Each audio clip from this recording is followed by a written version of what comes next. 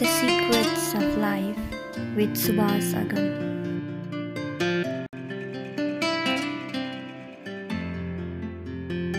अब भगवान नारायण जलमा जसको अयन छ, अयन भनेको निवास र घर र हृदय, कति शब्दहरू छन् त्यसको अर्थ, शब्दानाम अनेक अर्थ। त्यस्तै अब विष्णु, शिव भनेको के हो? कल्याण गर्ने, कृपा गर्नेलाई शिव भनिन्छ। दुर्गा भनेको को? दुर्गमासुरको नाश गर्नेलाई दुर्गा भनिन्छ। शक्ति त्यही नै हो र त्यो शक्ति यदि पंखामा गयो भने हावा गर्छ, त्यही बिजुली हो। एसीमा गयो भने शीतल गर्छ, हिटरमा गयो भने तातो गर्छ, फ्रिजमा गयो भने वस्तुहरूलाई दीर्घजीवी बनाउँछ, प्रेसमा गयो भने कपडालाई राम्रो बनाउँछ, लुगालाई। तर चीज एउटै चीज नै हो। त्यो महामानवको परिभाषा गरिएको छ कि जसको हृदय सीमाबद्ध हुँदैन, अयम निजः अयम परः, जसको भाव हुँदैन यो मेरो र त्यो अर्कोको। मामका पाण्डवास चैव, त्यही कारणले त महाभारत भयो। मानव बन्नलाई भगवान व्यासले भन्नुहुन्छन् र सम्पूर्ण आचार्यहरूको भनाइ छ कि अयम निजः परो वेति, यो मेरो हो र त्यो अर्कोको हो। यो विचार जबसम्म हुन्छ त्यति बेलासम्म हाम्रो विकसित जीवन हुँदैन, हाम्रो जीवन आध्यात्मले पूर्ण हुँदैन, महात्माहरूको देश हुँदैन, महात्माहरूको भेष पनि हुँदैन र महात्माहरूको कर्म हुन्छ। उद्देश्य र जीवनको सोच यही छ। अधिकाधिक बसेर मन्त्रराज भगवान र गायत्रीको जप गरौँ, पुराणहरू र स्मृति धर्मशास्त्र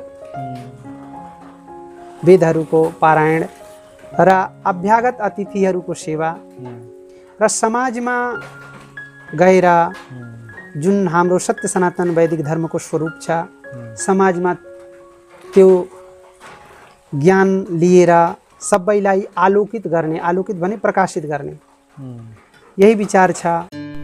The Secrets of Life with Subhas Agam.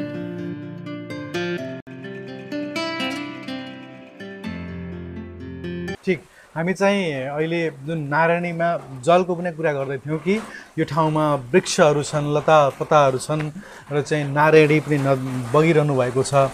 हजुरले भन्दै हुनुहुन्थ्यो कि यी वनहरूमा त्यही नीलकण्ठ बाबाको आश्रम छ माथि, त्यहाँ पनि उहाँले चाहिँ अनेकौँ हजारौँ चाहिँ पुनस्मरणहरू गर्नुभयो। उहाँको बारेमा थोरै बताइदिनुहोस् न। यो क्षेत्रमा अरू त्यस्ता दिव्य आत्माहरूले पनि यहाँ त धेरै साधना गर्नुभयो होइन र? कस्तो छ त्यो? यो त साधनाको मुख्य केन्द्र नै हो हाम्रो त्रिवेणी। यहाँ ज्ञान, साधना र सेवा भक्तिको तीनवटा सङ्गम हुन्छ। हाम्रो जीवनमा गीतामा कुरा गर्दा गर्दै भगवान श्रीकृष्णजीले भन्नुभयो, अर्जुन हामीलाई कर्म गर्नुपर्छ, कर्म गर्यौँ भने कर्मले हामीलाई महान बनाउँछ, राम्रो कर्मले। फेरि भगवानले भन्नुहुन्छ कि हे अर्जुन, धूमेन अग्निरिवावृतः, गुण र दोष कुनै पनि कर्ममा सम्पृक्त छ। जस्तै एउटा सिक्काको दुईवटा पहलु हुन्छ, सिक्का एउटै हुन्छ र अर्को पट्टि केही हुन्छ र अर्को पल्टी केही हुन्छ, तर सिक्का दुवै नै हुन्। त्यसलाई कहावतमा सिक्काको पहलु भन्छन्। त्यस्तै हाम्रो जीवनमा भक्ति, सेवा र ज्ञान, तपस्याको त्रिवेणी आयो भने हाम्रो जीवन झनै आनन्दपूर्ण हुन्छ।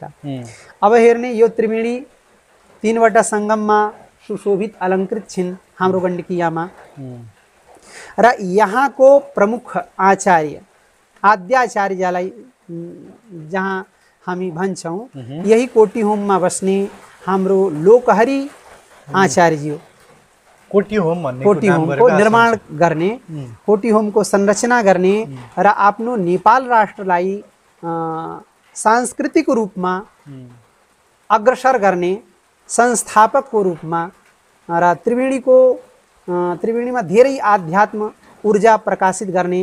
जस्तै यति बेलामा हाम्रो परम अनन्त सम्पन्न परम पूज्य स्वामी कमलनयन आचार्यज्यूले यहाँ नेपाल र त्रिवेणीमा सबै ठाउँमा आध्यात्मको दियो बालेर त्यसको उज्यालो सम्पूर्ण नेपाल र देश विदेशमा फैलाइएको छन्। त्यस्तै हाम्रो पूर्वमा आद्याचार्य लोकहरि गुरु स्वामीजीले यो कोटी होमको स्थापना गरेर यहाँ कति पुरस्चरण कति यज्ञानुष्ठान गरेर र यहाँ शिक्षाको पनि प्रचलन थियो। त्यसमा हाम्रो लोकहरि गुरुजी पनि आएर घरमा पनि हजुरले धेरै पुनश्चरणहरू भयो भन्नुभएको थियो हैन? यो पनि जुन घर छ बुटवलको बाजेको यसमा पनि उहाँले बसेर धेरै साधना गरे। यी सबै ठाउँ साधनाको नै ठाउँ हो। तर भगवानको कृपा जसमाथि हुन्छ उहाँलाई तपको कार्यमा र ज्ञानको कार्यमा र सेवाको कार्यमा भगवानले प्रवृत्त गर्नुहुन्छ। यहाँ भएका के अन्य पनि बाबाहरू हुनुहुन्छ जो एकदम मतलब चाहिँ सिद्ध पुरुषहरू चाहिँ यहाँ पहिलादेखि नै बस्नुहुन्थ्यो, केही त्यस्ता हुनुहुन्छ भन्ने कुरा सुनेको छु। अरू को सिद्ध पुरुषहरू हुनुहुन्थ्यो यहाँ र हुनुहुन्छ अहिले? कलिधर्म प्रभावेण ग्रस्तोयम कर्मबन्धनः। सबै मान्छेहरू कर्मबन्धनमा ग्रसिएको छन्। यो युगको देन हो। जुन सिद्धि जुन व्यवस्था पूर्वमा थियो त्यो व्यवस्था त आज देख्न गाह्रो छ। तर छन् धेरैजना। अब सिद्धि भनेको जुन सिद्धि पूर्वमा हुन्थ्यो त्यो सिद्धिको परिभाषा यति बेलामा अब बदलिरहेको छ। अब पूर्वमा हाम्रो जति पनि आचार्य पूर्वाचार्यहरू जस्तै गौतम वशिष्ठ विश्वामित्र आदिक जति पनि आचार्य थिए उहाँको जीवन नै तपमा थिए। यति बेलामा हामी भौतिकको आकर्षण र आर्थिकको प्रवञ्चनामा पढेर आफ्नो मूल उद्देश्यसित विरत भए। ती कारणले गर्दा हामीहरूको जति परिष्कार हुनुहुन्थ्यो त्यो परिष्कार अलि। तर एउटा कहावत पनि भन्छन् कि यत्र नास्ति कोपि वृक्षः एरण्डोपि द्रुमायते। कुनै ठाउँमा रुखहरू हुँदैनन् भने त्यहाँ अलि केही पनि रुख भयो भने त्यसको धेरै सम्मान धेरै प्रशंसा महत्त्व हुन्छ। त्यस्तै यो कालमा पनि छ। अब यो कालमा सबै अर्थको पछाडि लागेको भौतिकतामा परेको मान्छे छन् व्यक्ति प्रायः। यसमा कसैले बसेर आफ्नो जीवन भजनमा लगायो, सेवामा लगायो, साधनामा लगायो भने जति पनि छ त्यो महान छ। ठीक, जे होस् यहाँ जो हुनुहुन्छ उहाँ महान हुनुहुन्छ। अलिकति अझै बताइदिनुहोस् न मलाई त्रिवेणी धाममा भएका त्यस्ता व्यक्तित्वहरूको बारेमा। हाम्रो कृष्ण प्रपन्न स्वामीजी पनि सिद्धै भइहाल्नु भयो र नीलकण्ठ आचार्यजी पनि र हाम्रो वेङ्कटेश मन्दिरको चक्रपाणी स्वामीजी पनि सिद्धै हुन् र अरू पनि जुन साधनामा लगेको छ। हजुरले अझै उतापट्टि के एउटा चाहिँ नागा बाबाको कुरा गर्नु? नागा बाबा उहाँ पनि सिद्धै छन्। अनि उहाँ पनि अहिले जीवित हुनुहुन्छ हैन? ठीक। अरू यतापट्टि कसको समाधि छ भन्दै हुनुहुन्थ्यो? बालपुरी बाबाको, यहाँको मूल माने आदि आचार्य बालपुरी बाबा। बालपुरी बाबाको 52 ठाउँमा कुटी छ। हजुर। प्रत्येक कुटीमा धेरै धेरै लामो समयमा बसेर उहाँले तपस्या गर्नुभएको। हाम्रो केही गुरुजीहरू प्रामाणिक गुरुजीहरू पनि भन्नुहुन्छन् कि यो बालपुरी बाबा वाल्मीकि नै हुन् र उहाँले जीवित समाधि लिनुभयो। उहाँको जीवित समाधि फेरि समाधि लिन बित्तिकै अर्को आश्रमबाट आएको मान्छेले भन्छ बाबाजी त त्यहाँ भण्डारा गराउँदै थिए। यस्तो यस्तो चमत्कार। तो र यो ठाउँ तपस्याको भक्तिको ठाउँ हो। यहाँ पर मदार बाबा हुनुहुन्छन् र यहाँ पर जटाशंकर बाबा, बालपुरी बाबा, धेरै धेरै महात्माहरू। मदार बाबाको आश्रम जुन छ अहिले, जुन मदार भन्ने बित्तिकै इस्लामिक मुस्लिमहरूको चाहिँ क्षेत्र भनेर बुझिन्छ त्यो क्षेत्रलाई। के त्यो पनि हिन्दू बाबा, हिन्दू सनातन धर्मसँग सम्बन्धित थियो र कस्तो हो त्यो? बाबा त सबै आध्यात्म र सनातनदेखि नै हुनुहुन्छन् र बाबाको पूर्वमा मदारको दुध पिएर खाएर उहाँको ठुलो तपस्या थियो। मदार भनेको मदार भनेको आँख, आँख त्यसलाई हिन्दीमा र भोजपुरीमा मदार भनिन्छन्। त्यो त्यही कारण आँखको दुध खान हुनाले उहाँलाई मदार बाबा भने। जस्तै दुर्वाको रस पिएर दुर्वासा भए। दुर्वा हो, दुबको रस, जुन परम भगवती सती अनुसुईया र अत्रिजीको 3वटा छोरा, पहिलो चन्द्रमा, ब्रह्माजीको अंशबाट चन्द्रमा र भगवान नारायणको अंशबाट दत्तात्रेयजी र भगवान शङ्करको आशीर्वादबाट दुर्वासाजी। दुर्वासाजी यति महान तपस्वी थिए कि उहाँको दुर्वाको रसदेखि, दुर्वाको रस पान गरेर उहाँले ठुलो तपस्या गर्नुभयो र तेज हुनाले उहाँलाई अलि धेरै क्रोध पनि आउँथे। ती कारणले हाम्रो व्याकरणको शब्दावलीमा रिसाहा भनेको परिचय दुर्वासादेखि नै हुन्छ। ठिक छ, उहाँको कुराहरू त्यो धेरै पहिलाको कुराहरू भयो हैन। अनि यहाँका बाबामा चाहिँ त्यस्तो मदारको रस खाएर बसेको भएर उहाँ मदार बाबा, उहाँले पनि र उहाँ सनातनी हिन्दू महात्मा थिए। तर उहाँलाई हामी हिन्दूहरूले त खासै चिनेको देख्दिन म त। अब हेर्ने, अब इतिहासको गर्तमा जान बित्तिकै हामीहरूलाई जहाँ पनि जे देखिन्छ सबै सनातनको हो। सनातन त हो, सनातनको न आदि छ न अन्त छ।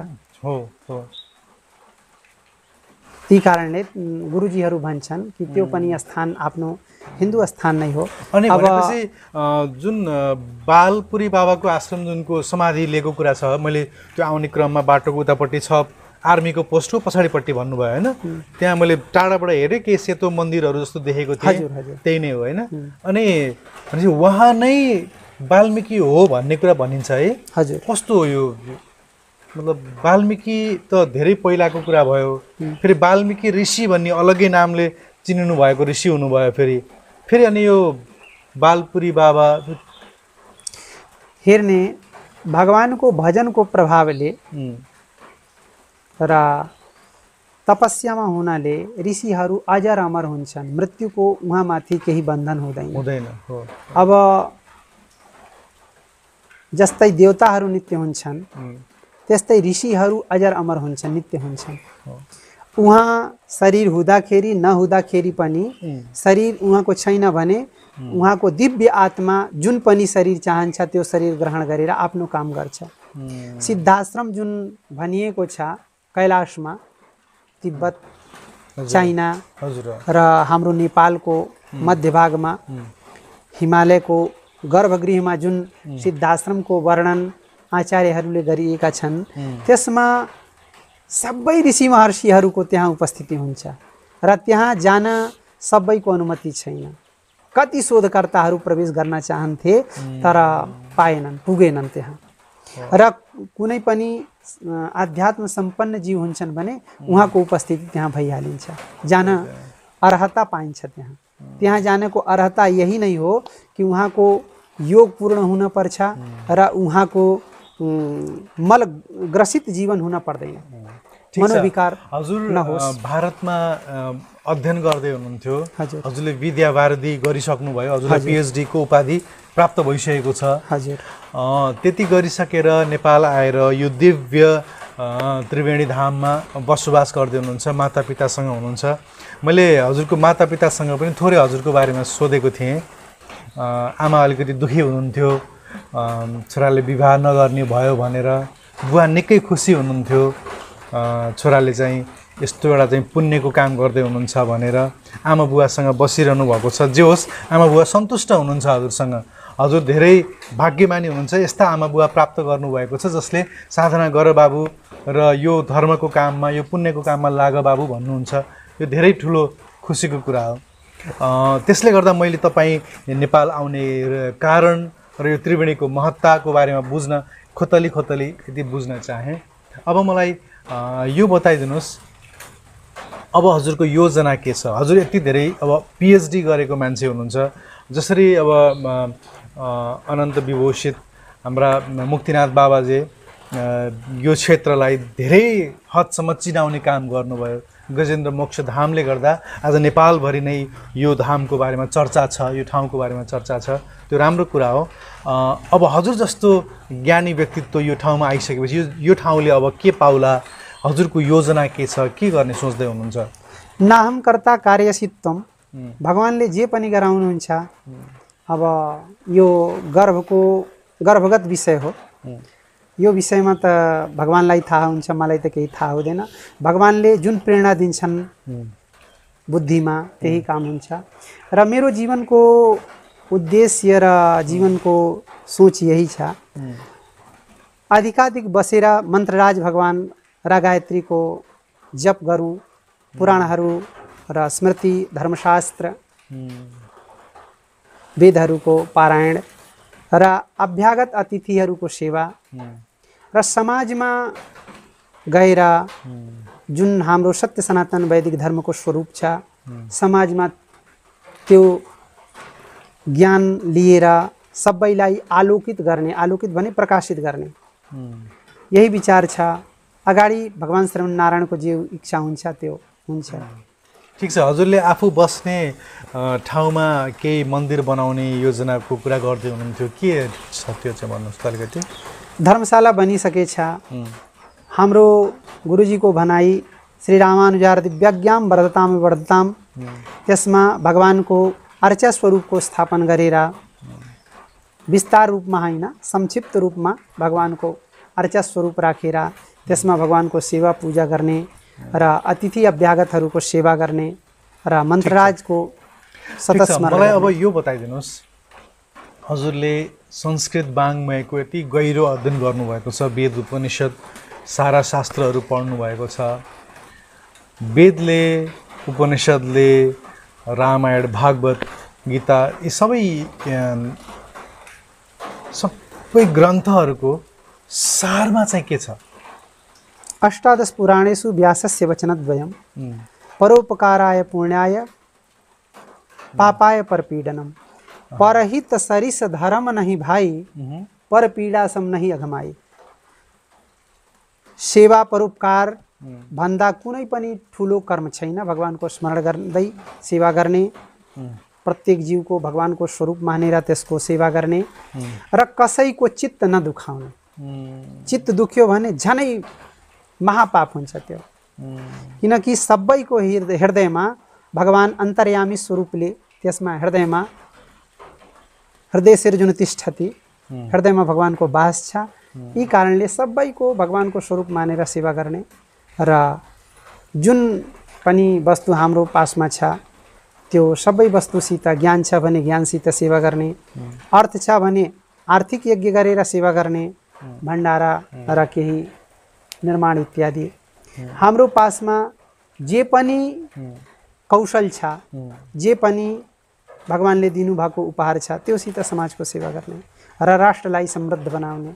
वयम राष्ट्रिय जागृयामः पुरोहिताः, हामीहरू पुरोहित बनेर समाजमा जागृति र सत्य सनातन कृणन्तो विश्वमार्यम। सन्तको देश हुन्छ कि हुँदैन? सन्त देशभन्दा माथि उठेको हुन्छ कि हुँदैन कि के हुन्छ यो देशको? हजुरले देशको सेवा पनि भनिहाल्नु भयो, त्यो सोधेको मात्रै। सन्त त देशभन्दा माथि हुन्छ, किनकि उसले सेवा चाहिँ अयम निजः परो बसेको ठाउँको त गर्नु पर्यो। अयम निजः परो वेति गणना लघु चेतसाम, उदार चरितानाम तु वसुधैव कुटुम्बकम।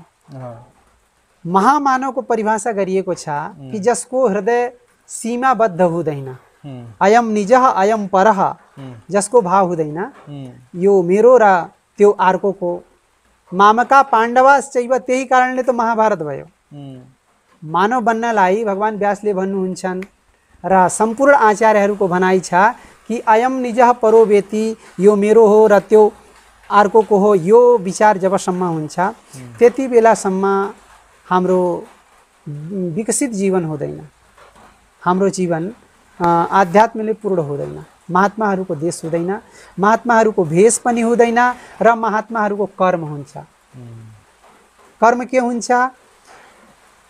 महात्माहरूको कर्म यही हो, सबैमा भगवान वासुदेवको स्वरूप हेरेर अहर्निश भगवानको चिन्तन गरेर। भागवतको 11 स्कन्धमा भगवानले बताउनु भएछ सन्तको लक्षण।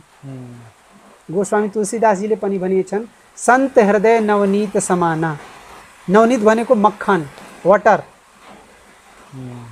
जस्तै हुन्छ र सन्तमा र मक्खनमा यही भेद हुन्छ कि जुन मक्खन वाटर हुन्छ त्यो आगोको तापले गर्दा द्रवित हुन्छ, पिघलिन्छ, घुलिन्छ र सन्तहरू अर्कोको दुःख हेरेर द्रवित हुन्छन्।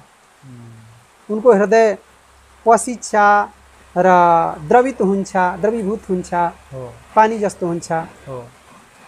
त्यही कारणले महात्माहरूको दिव्य स्वरूप र दिव्य देश हुन्छ। महात्माहरू कुनै पनि जातिमा हुन सक्छन्, महात्माहरूको केही जाति हुँदैन। महात्मा 52 को जाति हुन्छ तर महात्माको जाति हुँदैन, किनकि महात्मा रैदास पनि हुन सक्छन्, महात्मा गोस्वामी तुलसीदासजी पनि हुन्छन्, महात्मा इसाईमा पनि हुन्छन्, इस्लाममा पनि हुन सक्छन्। महात्माको कोही सीमा बन्धन छैन, तर महात्माको कार्य हेरेर महात्मालाई चिन्न सकिन्छ। महात्माको स्वरूप पनि हुँदैन, किनकि यो स्वरूप लाएर चोर चोरी पनि गर्न सक्छ। र हाम्रो ऋषि महर्षिहरूले यही स्वरूप गणवेशमा निश्चित गरिएछन्। त्यही कारणले यो स्वरूपलाई समाजले पूजा गर्छ र हामीहरू पनि पूजा गर्छौँ। अब महात्माहरूको वस्त्रको विषयमा हामी चिन्तन गरौँ भने उहाँको वस्त्र कस्तो हुन्छ? कासाय हुन्छ, केसर जस्तो।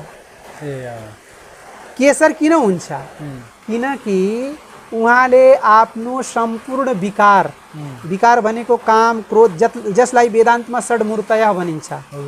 काम, क्रोध, मद, मोह यी जुन षड विकार छन् त्योलाई उहाँले आफ्नो तपस्यामा डाढेर सबै नाश पारिएछन्। मानव मात्रमा त विकार हुन्छ, महामानव भएमा, भगवानको भक्त भएमा त त्यो विकार जुन छ त्यो अलिअलि गर्दा गर्दा त्यो समाप्त प्राय हुन्छ। त्यही कारणले जस्तै अग्नि शिखावत जसको स्वरूप हुन्छ, उग्दो सूर्यको जस्तो स्वरूप हुन्छ, त्यसै स्वरूपले गर्दा हाम्रो पूर्वाचार्यहरूले काषाय वस्त्र धारण गर्नुहुन्छ। महात्माहरूको धेरै गुण छ र यति कतिवटा। ओके, ठिक।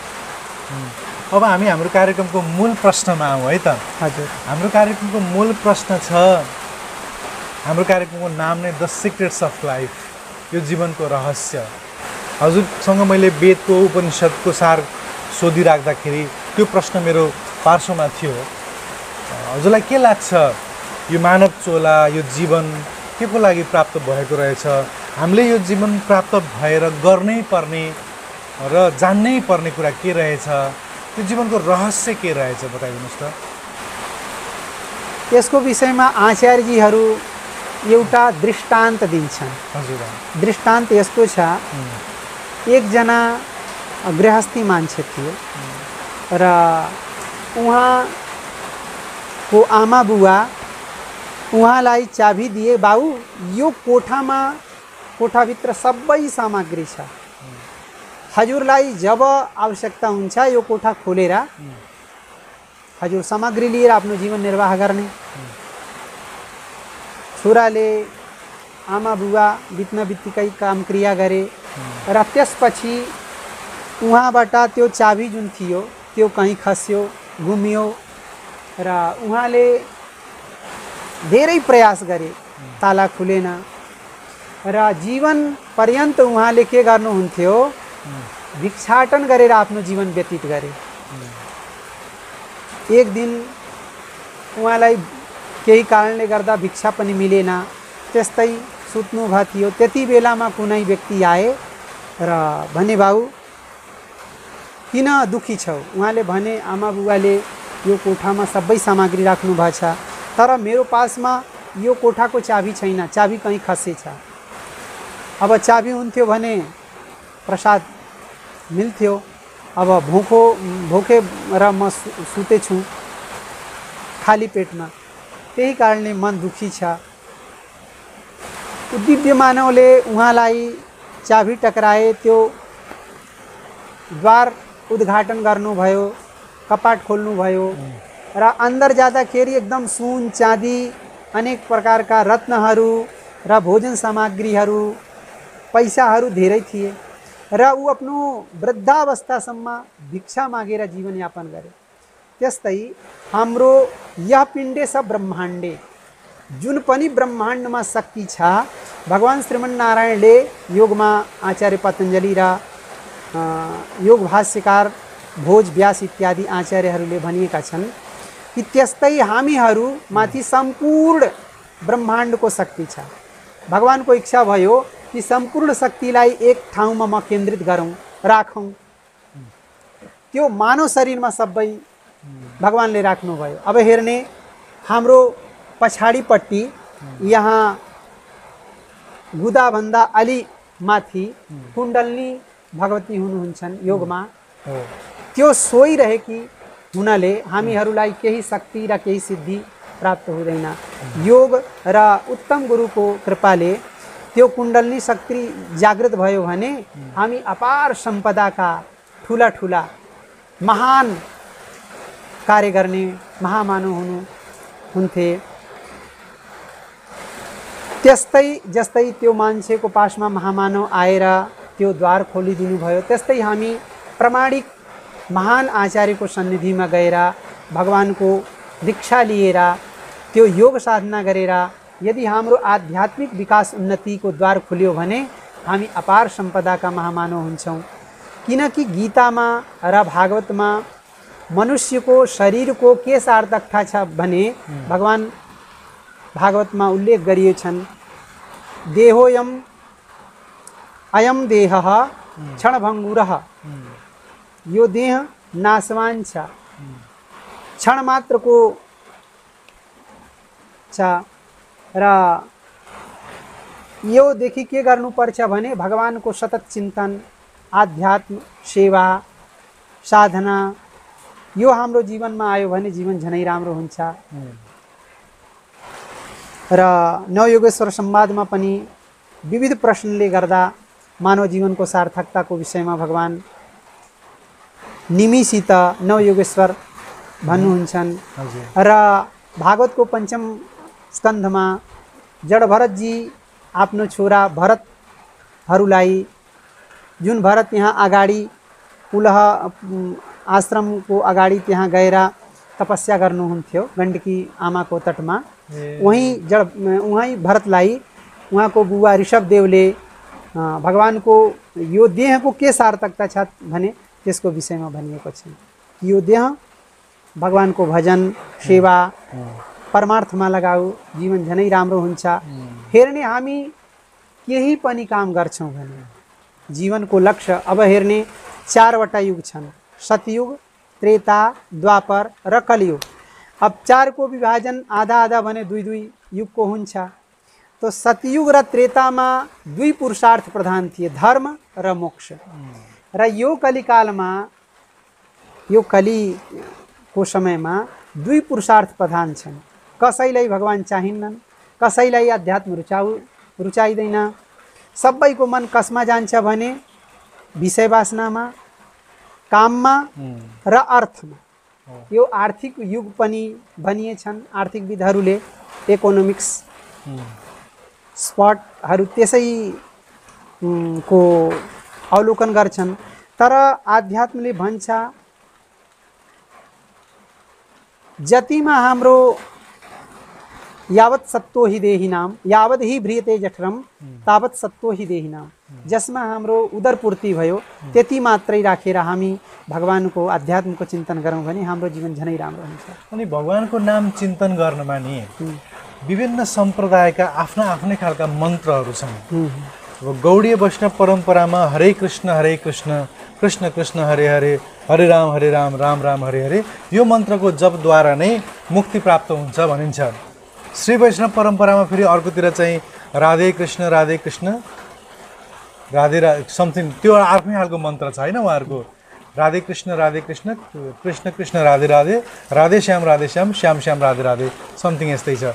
यसरी अब अर्को परम्पराले फेरि अर्को खालको मन्त्रको कुरा गर्छ, कसैले कुन मन्त्रको कुरा गर्छ, कसैले कुन मन्त्रको कुरा गर्छ, कहिलेकाहीँ दुविधा हुन्छ साधकलाई होइन। परम साधक कबीरजी रामानन्द स्वामीजीको महान शिष्य कबीरजी 12 महाभागवतहरू उहाँको शिष्य थिए।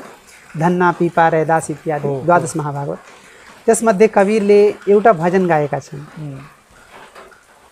हमरे राम जी के केतना बा नाम कि हमार राम जी सत जतिया। कि हाम्रो परमात्माको धेरै नाम छ, यिनके नाम अनेक अनुपा, राममानसमा पनि भनेछन्। अनेक रूप रूपाय विष्णवे प्रभ विष्णवे महाभारतको विष्णु सहस्रनाममा पनि भगवान व्यासले अङ्कित गर्नुभएको छ। यसै विषयमा म एकचोटि त्यहाँ सूरजपुरा जाँदाखेरि एउटा जिज्ञासुले प्रश्न गरे, महाराजजी हजुर त हिन्दू हुनुहुन्छन् र हजुर भनिदिनु पर्छ कि भगवान एक छन् कि अनेक छन्। मैले भने बाबु भगवान त एउटै छ, तर हजुरहरू हिन्दूमा राम कृष्ण विष्णु नारायण शिव गणेश। मैले भने बाबु भगवानको स्वरूप भिन्न हुन सक्छ। हाम्रो भगवान जब विराट रूप लिन्छन् भने भगवानमा के छैन कसैले भन्न सक्छ? अग्निको पनि वास त्यसैमा छ, सूर्यको पनि वास त्यसमै छ। भगवानको आँखा के हुन्? चन्द्र सूर्यौ च नेत्रे। भगवानको जस्तै यो विषयलाई सम्झनलाई एउटा उदाहरणको रूपमा म भन्छु। अब हजुर आफ्नो घरमा पिताको दृष्टिमा पुत्र हुनुहुन्छन्, पत्नीको दृष्टिमा पति, पुत्रको दृष्टिमा पिता, भग्नी बहनको दिदीहरूको दृष्टिमा भाइ र छिमेकीहरूको दृष्टिमा राम्रो दाई र राष्ट्रको दृष्टिमा उत्तम नागरिक। यही न हाम्रो पहिचान हो। त हजुर त अनेक हुनुहुन्न कि हजुरको स्वरूप अनेकै छ? स्वरूप एउटा छ, तर समाजले हामीलाई अनेक रूपमा स्वीकार गर्छ। त्यस्तै हाम्रो भगवान एकै हुन्। अब जसको जस भावनाले आयो, भगवानको गुणको आधारमा नाउँ छ। भगवानको नाउँ संज्ञा नेम जुन छ के को आधारमा छ भने उहाँको गुण। विष्णु भनेको के हो? विष्णु सहस्रनामको शाङ्कर भाष्यमा अध्ययन गर्दाखेरि विष्णु भनेको जुन सबै ठाउँमा व्याप्त छन्। व्याकरणको स्वरूपमा पनि विश्वव्यापने गरेर भगवानको स्वरूप बताइएको छ। अब भगवान नारायण जलमा जसको अयन छ, अयन भनेको निवास र घर र हृदय, कति शब्दहरू छन् त्यसको अर्थ, शब्दानाम अनेक अर्थ। त्यस्तै अब विष्णु, शिव भनेको के हो? कल्याण गर्ने कृपा गर्नेलाई शिव भनिन्छ। दुर्गा भनेको को? दुर्गमासुरको नाश गर्नेलाई दुर्गा भनिन्छ। शक्ति त्यही नै हो र त्यो शक्ति यदि पंखामा गयो भने हावा गर्छ, त्यही बिजुली हो। एसीमा गयो भने शीतल गर्छ, हिटरमा गयो भने तातो गर्छ, फ्रिजमा गयो भने वस्तुहरूलाई दीर्घजीवी बनाउँछ, प्रेसमा गयो भने कपडालाई राम्रो बनाउँछ, लुगालाई। तर चिज एउटै चिज नै हो। त्यो ऊर्जा एउटै हो, विद्युत, र त्यसको क्रिया भिन्नै भिन्नै छ। त्यस्तै भगवान एउटै छन्। स एक एव प्रभुरद्वितीय। त्यसमा श्लोक पनि छ, यम शैवा समुपासते शिव इति ब्रह्मेति वेदान्तिनो अरहन् नित्यत जैन शासन इत्यादि। अनि यो परम्पराको कुरा जुन छ नि, श्री वैष्णव परम्परा, गौडीय वैष्णव परम्परा, विभिन्न अरू निमार्की विभिन्न परम्पराहरू जुन छन्, यो परम्परामै जोडिनु पर्नेको आवश्यकता के हो? परम्परा इतर भएर पनि कोही सन्तहरू आउनुभएको छ, जस्तै चाहे ओशोको नाम लिनुहोस्, चाहे श्री श्री रविशङ्करजीको नाम लिनुहोस्, चाहे तपाईँ चाहिँ विभिन्न त्यस्ता धेरै सन्तहरू हुनुहुन्छ, रमन महर्षि भनौँ, उहाँहरू कुनै सम्प्रदायसँग चाहिँ जोडिनु भएको छैन। उहाँहरू सम्प्रदायको कुनै टीका, यो ऊर्ध्वपुण्डक लगायतका टीकाहरू लगाउनुहुन्न, तर उहाँहरूलाई सन्त मानेको छ समाजले। त तपाईँहरू जुन चाहिँ यो परम्परासँग जोडिनु पर्ने कुरा जुन छ नि, यसलाई कसरी व्याख्या गर्नुहुन्छ? हेर्ने महान पुरुषहरू जहाँ पनि हुन् सबैलाई सादर नमन छ। र कुनै पनि महापुरुषहरूको भगवानको प्रेरणाबाट आउनुभयो, उहाँको जे काम थियो उहाँले गर्नुभयो। परम्परा भनेको संस्कृतमा त्यसको अर्थ गरिन्छ सम्यक प्रकारेण आचार्यद्वारा प्रदीयते इति सम्प्रदायः अथवा परम्परा। जस्तै हजुरको जुन थाती हुन्छ, थाती भनेको हजुरको जुन जुगाई जीवनभरको मूल्य हुन्छ, त्यो हजुर आफ्नो छोरोलाई दिनुहुन्छ। हाम्रो राष्ट्रमा जुन पनि सम्पदा छ, यहाँको नागरिकहरू सबैले उपभोग गर्छन्।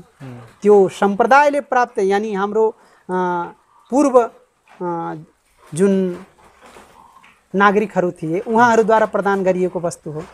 त्यस्तै ठुला ठुला सम्प्रदायका आचार्यहरू आएर जीवन पद्धतिमा कसरी हामी आफ्नो जीवनमा भगवानको आराधना गरौँ, कसरी हामी आफ्नो जीवनमा आध्यात्मताको पूर्ण विकास गरौँ, त्यही परम्पराको नाम आचार्य परम्परा हो।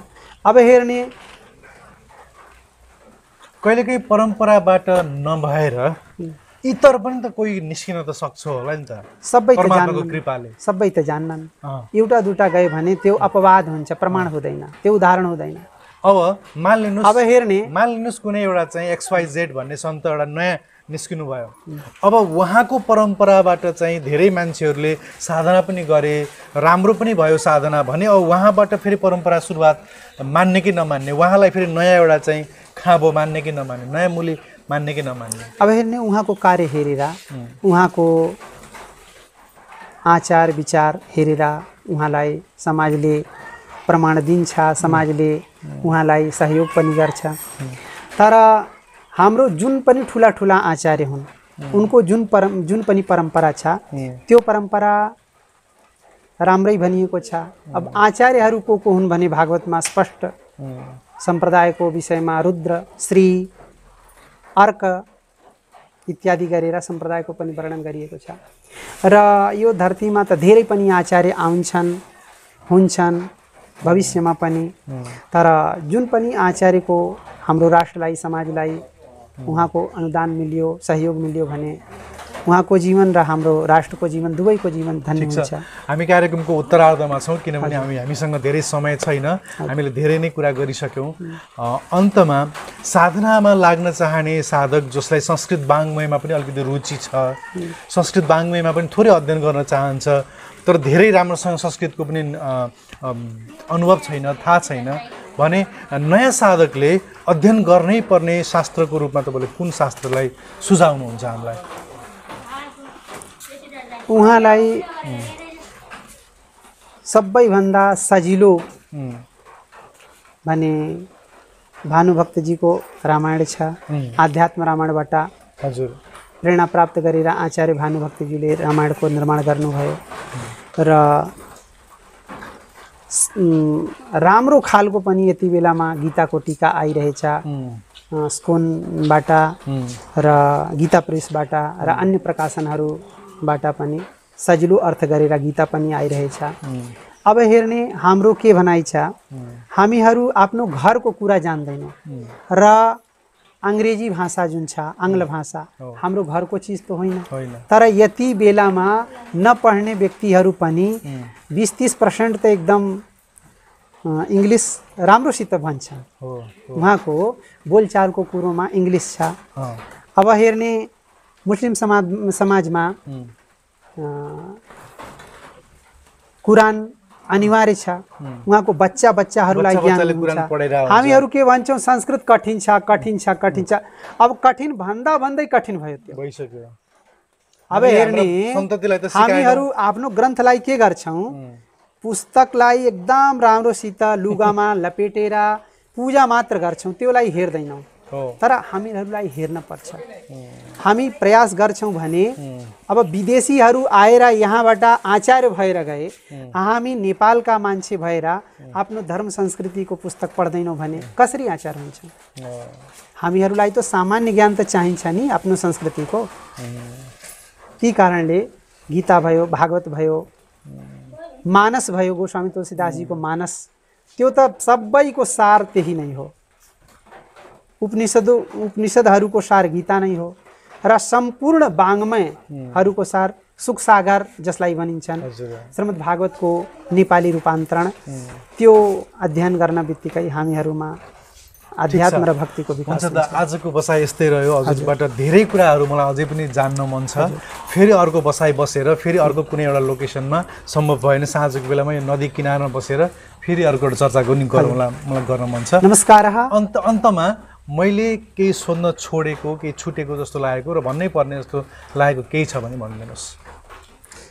होइन, कुरा त जस्तै भगवानको स्वरूप नै हो शब्द ब्रह्म, त्यसको अन्त हुँदैन, व्यक्तिको अन्त हुन्छ। नक्षरः इति अक्षरः, जसको क्षर विनाश हुँदैन त्यसलाई अक्षर भनिन्छ, शब्द ब्रह्म हो। र हामी बिचबिचमा जब पनि समय हुन्छ हजुर र मेरो पासमा आएर बसेर यस्तै सत्सङ्गको कुरा गरौँ। र मेरो त नेपाली भाषा त्यति परिष्कृत छैन। ठिक छ। यो कार्यक्रम अवलोकन गर्ने हेर्ने जुन पनि महानुभाव हुन्छन् कृपया क्षमा गरिदिनु होला। त्यति परिष्कृत भाषा छैन, म प्रयासमा छु कि भाषा परिष्कृत होस्। यहाँ नेपाली राम्रो बोल्नेहरू विदेशमा गएर चाहिँ भाडा माझिरहेछन्, तपाईँ नेपाली शुद्ध बोल्नुहुन्न तर नेपालमा बस्छु भनेर निर्णय गरेर आउनु भएको छ, त्यो ठुलो कुरा हो। हजुर, हजुरको उपस्थितिको लागि म आभारी छु। हाम्रो कार्यक्रममा आइदिनु भयो, थ्याङ्क यू भेरी मच। हजुरलाई पनि धेरै धेरै धन्यवाद। जय श्रीमन्नारायण, जय श्री सीताराम। हुन्छ, thank you very much for being with us. क्यामेरामा साथ दिने बबीलाई धन्यवाद दिँदै आजको कार्यक्रम यस्तै रह्यो। कार्यक्रमबाट बिदा हुन्छु, नमस्कार। नमस्कार। The Secrets of Life with Subhas Agam.